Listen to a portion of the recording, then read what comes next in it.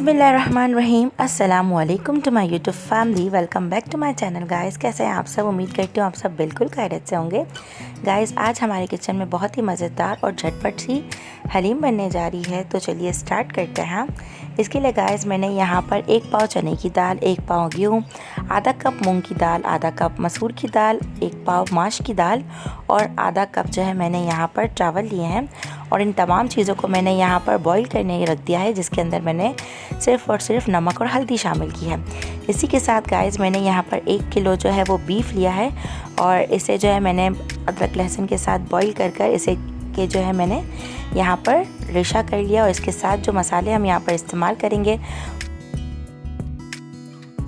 2 चम्मच मैंने यहाँ पर धनिया पाउडर के, 2 चम्मच पिसी हुई लाल मिर्च के, 1 चम्मच चाट मसाला, 2 चम्मच मैंने यहाँ पर घर का बना हुआ कोरमा मसाला, 1 चम्मच मैंने यहाँ पे कुटी हुई लाल मिर्च, नमक हस्बे जायका और इसी के साथ साथ 1 चम्मच मैंने भर के यहाँ पर हल्दी के लिए और इसी के साथ साथ मैंने यहाँ पर 2 टेबल स्पून के करीबी ज़ीरा लिया है।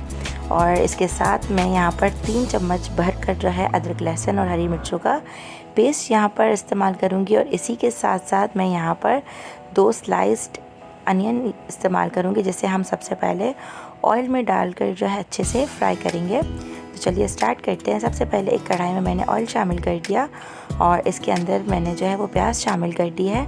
और जब जस्ट लाइट से हम यहाँ पर इसे ट्रांसपेरेंट करेंगे और इसी के साथ साथ जो है मैं बीफ शामिल कर दूँगी और बीफ के साथ हम तमाम मसाले जो है वो भी इसमें शामिल कर देंगे। इस तरीके से गाइस अगर आप हलीम बनाएंगे तो बहुत जल्दी भी बन जाएगी और इसका टेस्ट भी बहुत ज़्यादा अच्छा आएगा।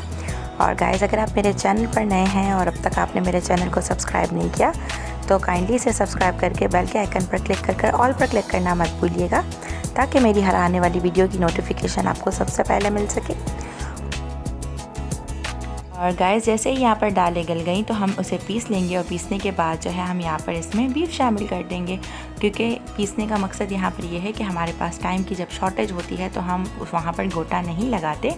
और इसे जो है वो कुछ देर तक हम हाई फ्लेम पर पकाएंगे और उसके बाद लो फ्लेम पर आधा घंटा पकाएंगे, जिससे ये बहुत ही ज़्यादा गाढ़ी हो जाएगी। और इसके बाद जो है हम इसे तड़का दे देंगे।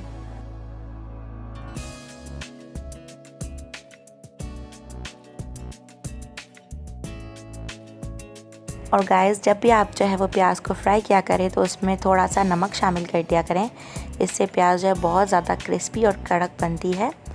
और इस तरीके से जो है मैं इसमें प्याज जो है वो शामिल कर दूंगी।